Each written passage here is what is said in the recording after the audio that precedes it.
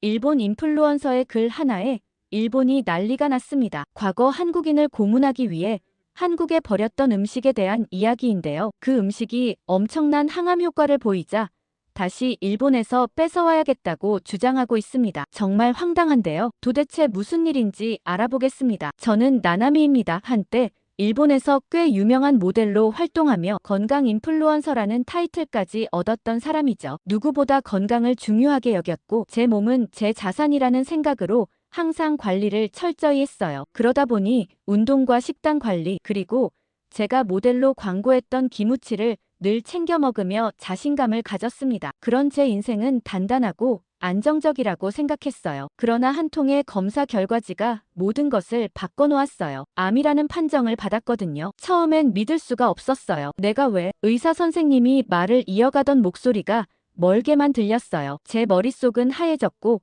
심장은 터질 듯 뛰더라고요. 말이 안 되잖아요. 분명 잘못된 검사일 거라는 생각부터 했죠. 다시 재검사를 받으러 가는 발걸음도 무겁고 마음은 한없이 가라앉았어요. 결과는 같았어요. 건강을 위해 그렇게 많은 노력을 기울였는데 거울 속 제 모습을 보며 숨이 막히는 기분이었어요. 그동안의 노력이 아무 의미가 없다는 절망감이 저를 무너뜨렸어요. 이 사실을 남편인 구로키에게 알리자 남편은 누구보다 절망스러워했습니다. 그는 제가 모델로 광고했던 기무치 공장의 경영자로 저희 공장은 일본 내에서 기무치 시장을 거의 독점하고 있었고 특히 해외에서도 그 인기가 점점 커지고 있는 상황이었죠. 기무치의 건강 효능을 강조한 광고가 큰 역할을 했고 그 중심에 제가 있었어요. 누구보다 건강할 거라 믿었던 저에게 이런 일이 생겼다니 구로키에게도 큰 충격이었죠. 그는 제 건강을 위해 할 수 있는 모든 것을 했어요. 병원을 수없이 오가며 새로운 치료법을 알아보고 좋다는 음식들을 찾아다녔어요. 집에는 각종 건강식품과 보조제가 가득 쌓였고 그가 권해주는 걸 하나하나 받아들며 저도 나아질 수 있기를 간절히 바랐죠. 하지만 아무리 노력해도 큰 변화는 없더라고요. 몸은 점점 약해졌고 체중도 눈에 띄게 줄었어요. 거울에 비친 제 모습은 더 이상 제가 아는 제가 아니었어요. 구로키는 기무치의 효능을 더 강조하며 그걸로라도 저를 살리고 싶어 했어요. 기무치의 주재료와 발효 과정이 건강에 좋다고 알려져 있었거든요. 기무치는 일본식으로 변형된 한국 김치를 바탕으로 만들어진 음식인데 그 맛과 향이 일본인의 입맛에 맞게 조정된 게 특징이에요. 단맛이 강하고 발효가 덜 되어 김치 특유의 톡 쏘는 맛은 거의 없죠. 저는 늘 기무치가 건강에 최고라고 믿어왔어요. 그런데 이게 무슨 소용인가 싶었죠. 건강을 자신했던 제가 이렇게 병약한 모습으로 바뀌다니 너무 수치스럽고 속상했어요. 구로키는 혼자서 이 모든 걸 감당하고 있었죠. 그는 아버지에게 물려받은 기무치 공장을 관리하기 위해 밤낮 없이 일하고 있었고 아픈 저까지 돌보느라 늘 지쳐 보였어요. 시간이 지나면서 몸은 점점 약해지고 마음속엔 무력감이 쌓였어요. 이제 무엇을 해도 소용없을 거라는 생각이 들더라고요. 구로키가 기무치와 건강식품을 들고 올 때마다 제 안에 두려움이 차올랐어요. 이건 정말 효과가 있을까? 나아질 수 있을까? 그러나 기대는 매번 실망으로 끝났어요. 머릿속은 혼란스러웠고 저는 점점 고립되는 기분이었어요. 그런 상태가 계속되니 삶의 모든 게 멀어지는 것 같았어요. 기무치를 한 입 먹을 때마다 복잡한 생각이 들었어요. 이게 정말 내 몸에 도움이 되는 걸까? 아니면 그냥 우리가 믿고 싶은 걸 믿고 있을 뿐일까? 기무치는 일본에서 건강에 좋다는 이미지로 자리 잡았지만 제가 마주한 현실은 달랐어요. 그런데 몸의 변화보다 더 고통스러운 건 주변의 이야기들이었어요. 제 건강 악화 소식이 일본 전역으로 퍼져나갔을 때 사람들은 제가 건강의 상징처럼 여겨졌기 때문인지 제 병세를 충격적으로 받아들였어요. 인터넷에서는 많은 이야기가 오갔어요. 건강 인플루언서조차 암에 걸리다니 라는 말이 가장 흔했죠. 제가 항상 강조해왔던 기무치의 효능이 무색해 보인다는 비난도 있었고 제 병을 통해 기무치가 과연 효과가 있는 건지 의심하는 목소리도 커졌어요. 사람들의 말은 날카로운 바늘처럼 제 마음에 박혔어요. 기무치와 저를 동일시하던 사람들이 이제는 저를 실패한 상징처럼 보더라고요. 그런가 하면 저를 걱정하는 응원의 메시지도 있었어요. 나나미 씨, 반드시 나아질 거예요. 당신은 강하니까요. 하지만 그런 말들은 제게 전혀 위로가 되지 않았어요. 그 메시지를 볼 때마다 오히려 스스로의 나약함이 더 두드러져 보였거든요. 강하다는 말을 들으면서도 나는 강하지 않은데 라는 생각이 계속 들었어요. 그럴수록 저는 점점 제 자신에게 더 실망하게 되었어요. 더 큰 문제는 제 병이 단순한 암이 아니었다는 점이에요. 젊은 나이에 암이 찾아온 만큼 진행 속도도 빠르다는 의사의 말은 저를 완전히 무너뜨렸어요. 시간이 많지 않을 수도 있다는 말을 들을 때 세상이 멈추는 것 같았어요. 저는 그저 고개를 끄덕이며 듣기만 했지만 머릿속은 아무 생각도 나지 않았어요. 제 병이 진행되는 동안 구로키의 기무치 공장에도 변화가 생기기 시작했어요. 사람들은 기무치의 효능에 대해 의구심을 품기 시작했고 이는 곧 회사의 매출 감소로 이어졌어요. 구로키는 회사가 흔들리는 상황에서도 제가 우선이라고 말하며 절대 신경 쓰지 말라고 했지만 저는 그럴 수 없었어요. 이 모든 일이 제가 시작점이 된 것만 같았으니까요. 하루는 구로키가 일을 보러 나간 사이 침대에 누워 멍하니 창문을 바라보고 있었어요. 희미하게 들리는 바람 소리가 마치 제 심장 소리처럼 느껴지더라고요. 그때 한 통의 편지가 배달되었어요. 하얀 봉투에 깔끔한 글씨로 적힌 제 이름을 보니 어딘지 모르게 익숙한 느낌이 들었어요. 편지를 열자 작은 손편지가 들어있었어요. 편지를 쓴 사람은 자신도 저와 비슷한 경험을 했다고 적고 있었어요. 저도 젊은 나이에 건강을 챙긴다고 챙겼지만 암에 걸렸습니다. 다행히 지금은 회복 중이고 관리를 하며 살아가고 있습니다. 그 문장을 읽는 순간 제 손끝이 떨렸어요. 암을 겪고도 회복할 수 있다는 가능성을 제 눈앞에 보여주는 사람의 말이었으니까요. 그는 저에게 당신을 도울 수 있을지도 모릅니다. 하지만 그 과정에서 지금 가지고 있는 모든 것을 내려놓아야 할 수도 있습니다. 라고 적었어요. 이 문장을 읽고 한참 동안 눈을 떼지 못했어요. 가진 모든 것을 내려놓는다니 대체 무슨 의미일까요? 저는 모든 것을 잃을 준비가 되어 있는 걸까요? 아니 이미 거의 다 잃었는데 더 잃을 게 남아있긴 한 걸까요? 그날 밤 그 문장은 제 머릿속에서 떠나지 않았어요. 편지를 읽으며 한편으로는 희망을 느꼈지만 또 다른 한편으로는 두려움이 몰려왔어요. 그 사람의 말대로 제가 가진 걸 모두 내려놓아야 한다면 그게 뭘 의미하는지 감이 오지 않았거든요. 지금껏 제 삶은 남부러울 것 없이 완벽했어요. 모델로서의 활동, 건강 인플루언서로서의 자리, 그리고 구로키와 함께했던 안정된 생활까지 모두요. 그런데 지금은 이 모든 게 제 손에서 빠져나가는 것 같았어요. 더 붙잡을 수도 없고 포기하자니 무언가 허전함이 남았죠. 모든 것을 다 시도해봤는데도 나아지지 않는 상황이었기에 결국 저는 그 편지의 말에 의지하기로 했어요. 더 나빠질 것도 없다는 마음이었어요. 편지 속 사람의 도움을 믿기로 결심했어요. 어차피 이렇게 된 마당에 뭐라도 더 해봐야겠다는 심정이었죠. 하지만 저는 약속 장소로 나가는 내내 마음이 복잡했어요. 편지 속 사람이 제게 어떤 이야기를 들려줄지 전혀 감이 오지 않았죠. 부디 작은 희망이라도 생기길 바랄 뿐이었어요. 하지만 약속 장소에 도착했을 때 저는 그 사람의 얼굴을 보고 그대로 얼어버렸어요. 바로 예전에 함께 일했던 제 매니저였거든요. 매니저는 몇 년 전 돌연 회사를 그만두고 사라졌던 사람이었어요. 그때는 그냥 다른 일을 찾으려는 줄 알았어요. 하지만 이제와 알고 보니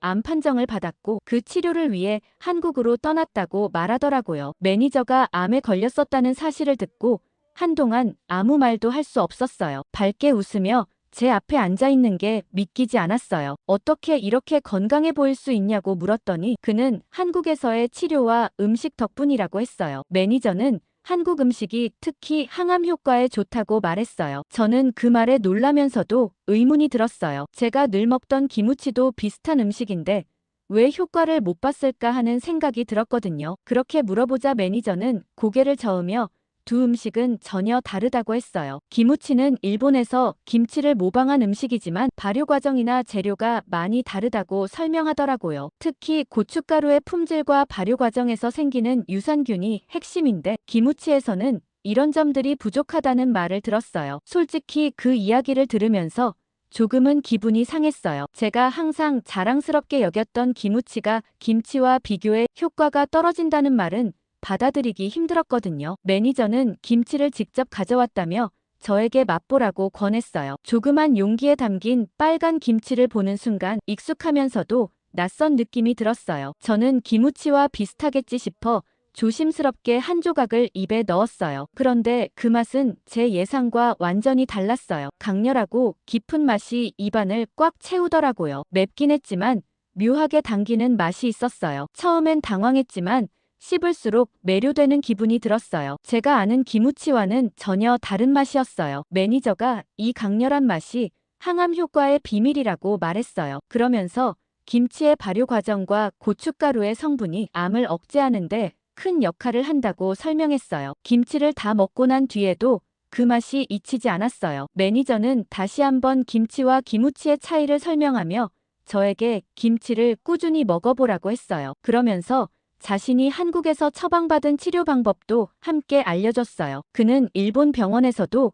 이 방법으로 치료를 요청해보라고 권유했어요. 저는 그의 말을 들으면서 고민이 많아졌어요. 김치를 먹는다는 것은 단순히 새로운 음식을 시도하는 게 아니었어요. 그것은 제가 지금까지 믿어왔던 것들에 의문을 던지는 일이었으니까요. 만약 김치가 정말 효과가 있다면 제가 홍보했던 기무치는 무엇이었을까 하는 생각이 들었어요. 게다가 제가 김치를 먹고 있다는 사실을 남편이 알게 된다면 어떻게 반응할지도 걱정됐어요. 그의 사업과 자존심이 걸린 문제니까요. 하지만 제 생명이 걸린 문제였기에 더는 망설일 수 없었어요. 매니저의 말대로 해보기로 결심했어요. 그는 김치를 가져다 줄 테니 남편 몰래 먹어보라고 했어요. 집으로 돌아오는 길 내내 저는 제 결정이 옳은지 확신할 수 없었어요. 하지만 어쩌면 제게 주어진 마지막 기회일지도 모른다는 생각에 힘을 냈어요. 불행인지 다행인지 당시 남편은 급감하는 회사 매출로 인해 늘 야근이었고 제대로 집에서 밥을 먹는 일이 없었습니다. 저는 냉장고 한쪽 구석에 몰래 숨겨두고 식사 때마다 챙겨 먹었어요. 김치의 맛은 여전히 강렬했지만 점점 익숙해지기 시작했어요. 그 맛은 단순히 자극적인 것이 아니라 복잡하고 깊은 풍미를 느끼게 했어요. 그리고 제발 효과가 있기를 바랐죠. 그 후로도 저는 몰래 김치를 먹으며 한국 방식의 치료를 병원에 요청했어요. 처음엔 의사도 의아해했어요. 이런 방식은 일본에서는 시도되고 있지 않지만 해볼 가치가 있을지도 모르겠다고 말했어요. 그의 눈빛은 반신반의했지만 젊고 진행이 빠른 암이라는 점에서 새로운 시도를 받아들일 수밖에 없었죠. 그렇게 한국식 치료와 김치를 병행하는 시간이 흘렀고 몸 상태가 점점 안정되어 갔어요. 무엇보다 이전에는 느끼지 못했던 생기가 조금씩 돌아오는 느낌이었어요. 그렇게 처음 매니저가 건넨 김치를 몰래 먹기 시작한 지도 어느덧 2달이 다 되어가고 있었어요. 김치의 강렬한 맛은 이제 더 이상 낯설지 않았어요. 오히려 그 깊은 풍미와 톡 쏘는 신선함이 제 입맛을 돋우곤 했죠. 처음에는 이걸 먹는 게 맞는 건지 의문이 들었어요. 하지만 기분 탓인지 몸이 조금씩 변화를 느끼기 시작하면서 확신이 생겼어요. 어느 날 병원에 갔을 때 의사가 기적이네요. 정말 드문 케이스예요. 암이 더 이상 진행되지 않고 있습니다. 한국식 치료 방법이 통해서인지 치료 반응이 아주 좋네요. 라고 말했을 때는 눈물이 나올 뻔했어요. 그동안 얼마나 무섭게 진행되고 있었는지 알고 있었기에 더 이상 커지지 않고 있다는 그 말이 얼마나 큰 희망이 되었는지 몰라요. 비록 완치나 암이 사라진 건 아니었지만 이것만으로도 충분히 기적이라고 느꼈거든요. 저는 병원에서 돌아오자마자 매니저에게 전화를 걸었어요. 효과를 보는 것 같아요. 정말 감사해요라고 말하자 매니저는 그럴 거라고 믿었어요. 제 초기 치료와 비슷하니까요 라고 대답했어요. 그의 목소리에서는 확신이 묻어났어요. 그러면서 김치를 더 가져다 주겠다고 말했죠. 저는 고맙기도 했고 솔직히 조금은 걱정되는 마음도 있었어요. 만약 구로키가 이 사실을 알게 된다면 어떤 반응을 보일지 상상조차 할 수 없었거든요. 아무튼 구로키는 제 병이 진행되지 않는다는 사실에 너무 기뻐했죠. 언젠가 말을 해야 하는데 마음속으로 미루고만 있었어요. 그러던 어느 날 매니저와 만나기로 한 날이었어요. 구로키가 야근으로 늦을 거라 확신했기에 약속 장소로 나갔어요. 그렇게 매니저로부터 김치를 받아들고 집으로 돌아왔어요. 작은 용기 속에 담긴 김치는 제게 희망 그 자체였어요. 요즘 몸 상태가 조금씩 나아지고 있다는 것을 스스로 느낄 수 있었거든요. 걸음걸이가 가벼워지고 아침마다 느꼈던 지독한 피로감도 어느새 희미해지고 있었어요. 그런 제 모습을 보면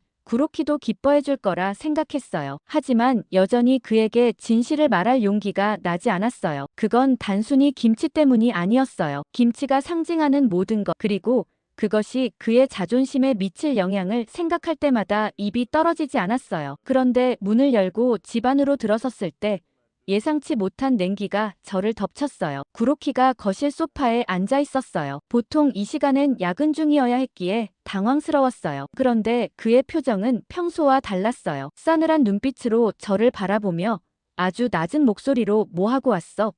라고 물었어요. 그 순간 손에 들고 있던 김치 용기가 무겁게 느껴졌어요. 숨이 턱 막히는 기분이었어요. 저는 억지로 미소를 지으며 "잠깐 바람 좀 쐬고 왔어라고 말했어요. 그러나 제 목소리는 떨리고 있었어요. 구로키는 제 말을 믿지 않는다는 듯 고개를 살짝 저었어요. "그래, 바람 쐬는 게 김치 받으러 간 거야?" 그는 제가 들고 있는 용기를 손가락으로 가리키며 차갑게 말했어요. 그 순간 저는 모든 것이 들켰다는 걸 알았어요. 저는 말을 더듬으며 변명을 하려 했지만 구로키는 제 말을 끝까지 듣지 않았어요. 이미 냉장고 안에 있는 김치를 확인했다고 얘기했죠. 그는 한숨을 크게 쉬며 몸을 돌렸어요. "김치라니, 나나미. 이게 지금 우리한테 어떤 의미인지 몰라. 그게 내가 몰래 먹을 만큼 중요한 거야." 그의 말투에는 실망과 분노가 섞여 있었어요. 이건 생존의 문제였어요. 제 목소리는 떨렸지만 똑바로 그에게 말했어요. "기무치로는 나를 살릴 수 없었어요. 당신도 알잖아요. 기무치가 얼마나 대단한 음식인지, 우리가 얼마나 믿었는지. 하지만 제 몸이, 제 상태가 그걸 부정했어요. 김치가 아니었으면 난 더 악화됐을 거예요." 구로키는 제 말을 듣고 잠시 고개를 숙였어요. 하지만 금세 고개를 들어 저를 똑바로 쳐다보았어요. "넌 우리 공장과 가업을 배신한 거야. 이 공장은 단순히 우리가 먹고 사는 수단이 아니야. 우리 가족의 역사고 자존심이야. 그런데 내가 그걸 이렇게 뒤에서 부정했다는 게 믿기지가 않아." 저는 그가 얼마나 이 일에 자부심을 느끼는지 알고 있었어요. 그의 삶 자체가 기무치 공장이었어요. 아버지로부터 공장을 물려받은 그는 전통을 유지하면서도 현대적 감각을 더해 일본뿐 아니라 해외 시장에서도 성공을 거둔 인물이에요. 하지만 제게는 그 자부심이 생명보다 앞설 수 없었어요. 저는 말을 꺼내며 손을 꼭 움켜쥐었어요. "저도 알아요. 그게 당신에게 얼마나 중요한지. 하지만 제겐 지금 숨을 쉬고 살아가는 게 더 중요했어요. 저는 당신 곁에서 오래 살고 싶어요. 그런데 기무치만으로는 불가능했어요. 그래서 뭐든 할 수밖에 없었어요." 제 말에 구로키는 다시 침묵했어요. 그의 눈동자가 흔들리는 게 보였어요. 그는 한참 동안 아무 말도 하지 않았어요. 그가 느꼈을 혼란과 배신감이 어떤 것인지 알 것 같았어요. 그는 분명 김치와 기무치가 비슷하다고 생각했을 거예요. 일본에서는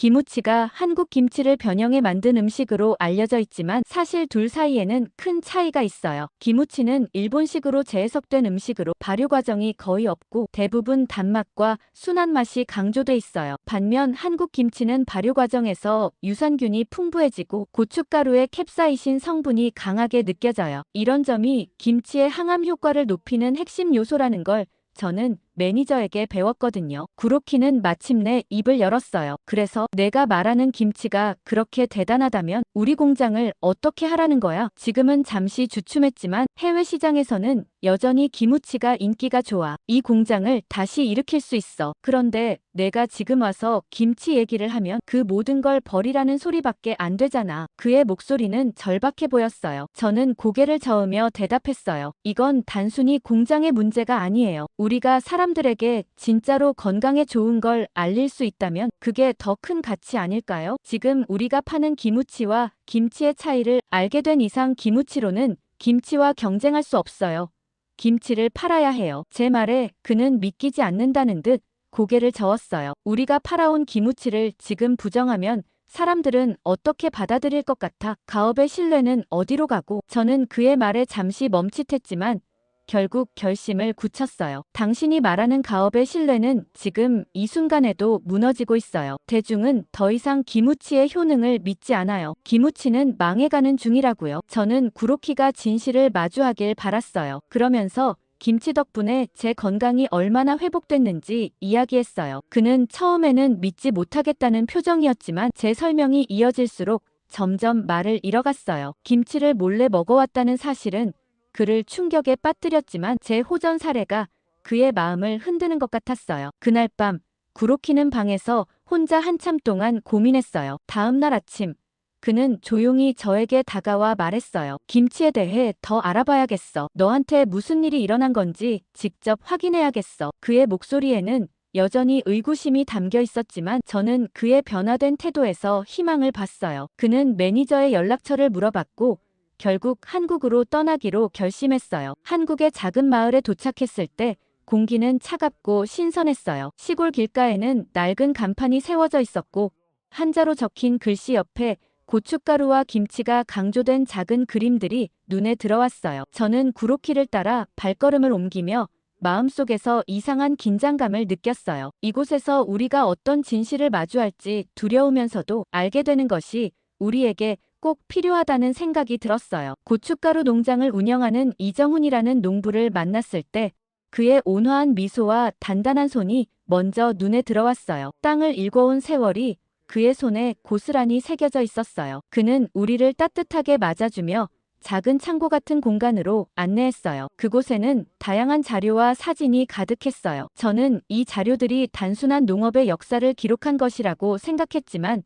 그의 설명이 시작되자 그것이 얼마나 중요한 이야기인지 알게 됐어요. 이정우는 고춧가루가 한국의 전통 음식, 특히 김치에서 얼마나 중요한 역할을 하는지를 말하며 이야기를 시작했어요. 그는 고춧가루가 한국의 음식 문화에서 단순한 조미료가 아니라 음식의 본질을 결정짓는 요소라고 강조했어요. 고춧가루의 캡사이신 성분이 발효 과정에서 어떤 효능을 만들어내는지 과학적으로도 설명했어요. 저는 그의 말을 들으며 고춧가루가 단순히 매운맛을 내는 것이 아니라 김치의 효능을 결정짓는 중요한 열쇠라는 사실에 새삼 놀랐어요. 그의 설명은 점점 과거의 역사로 이어졌어요. 그는 오래된 책과 사진을 꺼내 보여주며 일본이 과거에 고춧가루를 대량으로 수출했던 사례를 설명했어요. 자료에는 일본이 고춧가루를 한국으로 보내는 이유가 단순히 식자재의 유통 때문이 아니라는 점이 명확히 드러나 있었어요. 그 의도는 한국의 음식 문화를 왜곡하고 통제하려는 데 있었어요. 심지어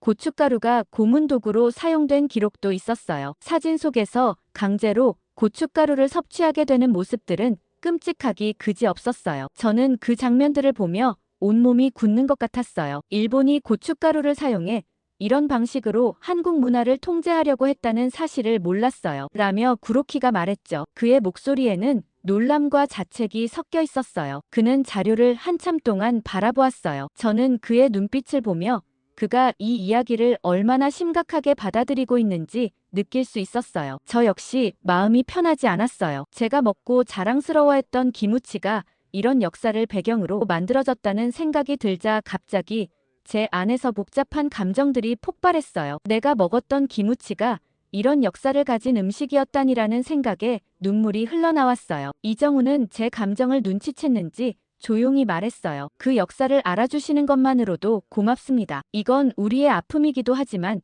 이제는 함께 풀어나가야 할 과제이기도 하니까요. 저는 그의 말에 고개를 끄덕이며 스스로를 다잡았어요. 구로키는 자료를 넘겨보며 한숨을 쉬었어요. 그는 아마도 자신의 기무치 공장이 이런 역사를 몰랐던 채 한국 문화를 왜곡해온 사실에 큰 충격을 받은 것 같았어요. 그는 자신이 평생을 바친 일이 단순히 음식을 만드는 것이 아니라 누군가의 고통 위에 세운 무언가였을지도 모른다는 사실을 깨달은 것 같았어요. 이정우는 고춧가루의 중요성과 그 의미를 담은 이야기를 이어갔어요. 그는 단순히 일본이 과거에 잘못을 저질렀다는 것을 강조하는 대신 어떻게 고춧가루가 한국인의 정신과 일상에 깊이 뿌리내려 있는지 이야기했어요. 그날 밤 호텔로 돌아온 저는 자료 속 이미지들이 자꾸 떠올라 잠들 수가 없었어요. 구로키 역시 침대 옆 테이블에 놓인 자료를 다시 들여다보며 깊은 생각에 빠져 있었어요. 그동안 우리에게 기무치는 전통과 성공의 상징이었지만 이제 와서는 너무 부끄럽게만 느껴졌죠. 그렇게 일본으로 돌아온 우리는